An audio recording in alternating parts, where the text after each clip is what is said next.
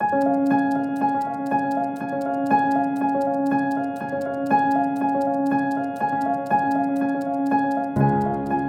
is the Fastmap Marketing Gap event. It's the 10th year we've run it. We've been tracking the difference between what marketeers think of consumers and what consumers think towards direct marketing, and looking at the gap for the last 10 years. So it's been an interesting journey, and today was sort of culmination of quite a lot of work.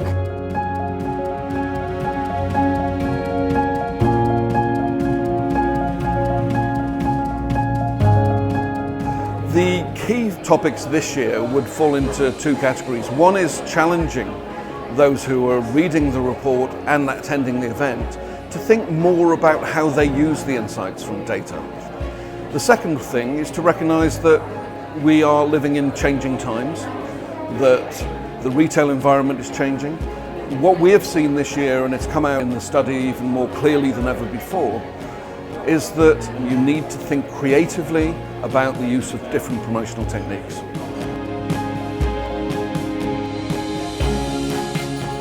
Marketeers are misinterpreting consumers' concern for providing their data, and they haven't recognised the importance of gaining trust and gaining consent to be able to market to people. And it's quite alarming given the changes in the law that will probably happen next year.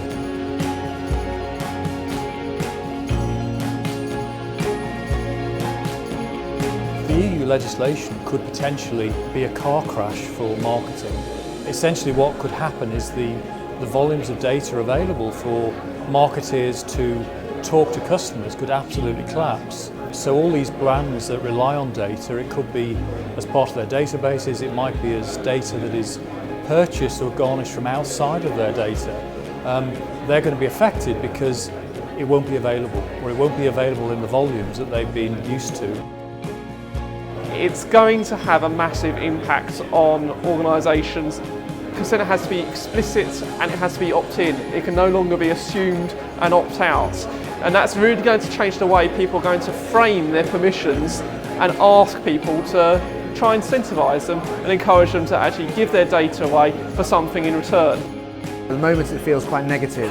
Marketing permissions or permission statements, getting people to opt into something. I kind of introduced the idea of reframing, turning it into a positive. So let's stop talking about permission statements and start talking about relationship invitations to try and encourage people, or marketers and brands, to actually make the relationship an attractive proposition for their customers. Attract people to it rather than trying to trick them like we have done in the past into not opting out of something.